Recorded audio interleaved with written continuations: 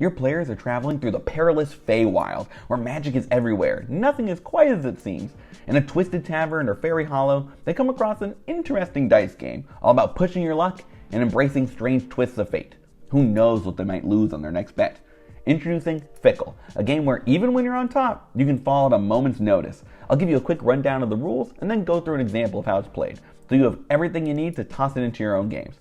I only used this once on my table, so I'm excited to hear how others can make it even better or more balanced in the comments. Without further ado, let's get started.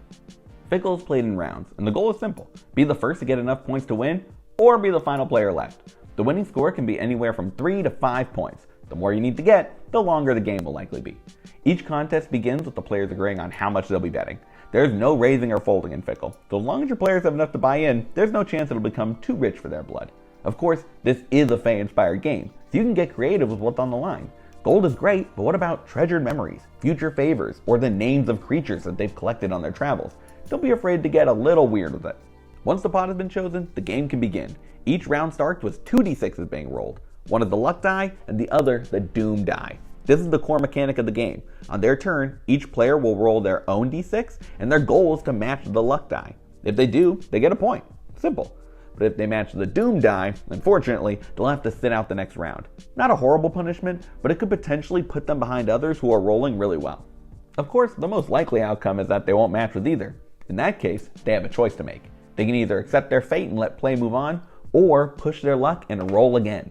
The reward is great. If they match the luck die on their second roll, they gain 2 points instead of 1. But the risk is also higher. If they equal the doom die, they don't just miss their next turn, they're out of the game. Is it worth it? Maybe, especially if they're lagging behind the other player's scores. Anyone can change their luck in Fickle, and anyone can fail spectacularly too. Speaking of which, what happens if the doom and luck die are the same number? Well, that's the Fickle, where the game gets its name from. Because whether you have no points at all or are on the verge of winning, this is the great equalizer. For this round, any player whose roll matches both dice is instantly out of the game. Just like the fake creatures are up against, the dice can be fickle, and sometimes that means you lose. Each round, the order you roll in reverses. Last goes first goes last, you get the picture.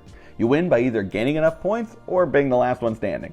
The moment that a player reaches the winning score, or the second to last person goes out, that's it. No need to finish the round, you have your champion. At that point, all that's left to do is settle the pot, roll the dice, and go again. And that's how you play.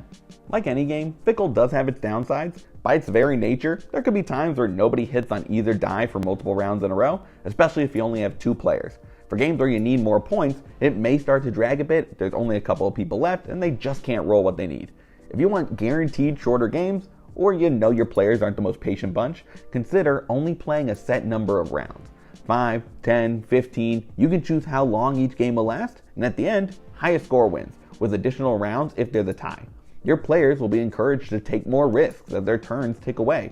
You could even have them lose points for hitting the doom die rather than having to sit out for a whole roll. Alternatively, you could use a rule that only applies if nobody matched either die that turn. Maybe whoever rolled lowest gained the point, or the one who got the highest. That way, the game is always changing, and it could incentivize players to go later in the order to try their luck with the second roll if they know an opponent will get a point. No matter how you play, a game of Fickle should only take a couple of minutes, and every roll counts.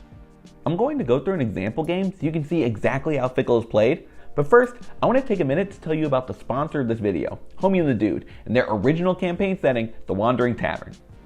The Wandering Tavern is a Studio Ghibli-inspired TTRPG setting, built to be system agnostic, but stats for D&D 5e are included too. A giant airship filled with intrigue, the floating city is a traveler's paradise by day, and a haunt for all kinds of spirits at night. It's like a mix between Spirited Away and Castle in the Sky, which just so happen to be my 2 favorite Ghibli movies, so you know that gets me excited.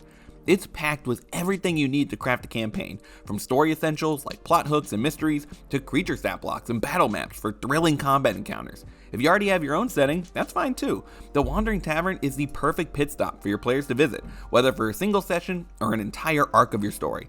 Locations, characters, magic items, you name it. It is impossible to read through all of the content they've put together without having your imagination run wild. I used it to create a one-shot for some of my players, and we had a ton of fun exploring the tavern and uncovering some of its secrets. It's obvious how much love and attention went into the book, from the beautiful artwork to the actual recipes they've included which you can make at home. I really can't recommend it enough. If you're interested in getting a copy of The Wandering Tavern, or checking out some of the other content Homie and the Dude have put out, head over to hatdbuilder.com and use the code BARD10 to get 10% off anything you purchase. It helps me out, helps out a bunch of cool people who worked on the book, and helps you out because you get access to such a fun setting. Thanks again to Homie and the Dude for sponsoring this video, and now let's dive into a game of Fickle. For this match, we have 3 players, Orc, Goblin, and Dwarf. They agree on how much to bet, and they want a quicker game, so they'll be playing for 3 points. Once that's settled, it's time to roll. For round 1, the luck die is a 4, and the doom die is a 3. Orc goes first, and rolls a 4. That's a lucky start, so they're already up to 1 point. Goblin goes next, and unfortunately, they get a 3. That's the doom die, so Goblin is skipping their next turn. Dwarf gets a 1. They didn't hit either, so they could roll again, but it's early, so they'll pass. Round 2, and this time both the doom and luck die match, 2s. That's a Fickle, so if either Orc or Dwarf hit that number, they're out. Dwarf gets a 5, so they're safe, and Orc rolls a 2. Despite having the lead, they're out, and we're down to 2. Goblin was lucky to miss that one. Fickle can sometimes be fickle. Round 3, and our luck die comes up a 6, while the doom die is a 4. Goblin is up first, and they get a 6. That's a point, but their lead is short-lived. Dwarf initially gets a 1, but chooses to push their luck and roll again. And wouldn't you know it, they roll a 6. That's 2 points for Dwarf, putting them on the cusp of victory. The next round is a wash. The doom die is a 3, the luck die is a 5, and neither hit. The pressure is on though. Goblin knows that Dwarf is just 1 lucky roll away from victory, but they get to go first now. Round 5. The luck die is a 2, and the doom die is a 1. Goblin rolls a 6, but they want to push their luck and go for the win. So they roll again, and get a 1. Goblin is out. And as the last man standing, Dwarf is your winner. And that is the game of Fickle. Fickle is easy to learn, fun to play, and no matter how dire things look, you're always 1 roll away from greatness. Or doom. Thank you so much for watching. I'd love to hear your thoughts on the game and how it could be even better in the comments. If you enjoyed the video, leaving a like is always appreciated, and you should consider subscribing to the Bard's College. I make videos like this one about D&D, DMing, and everything in between, so there's more to come. But for now, good luck, and remember, crit your players.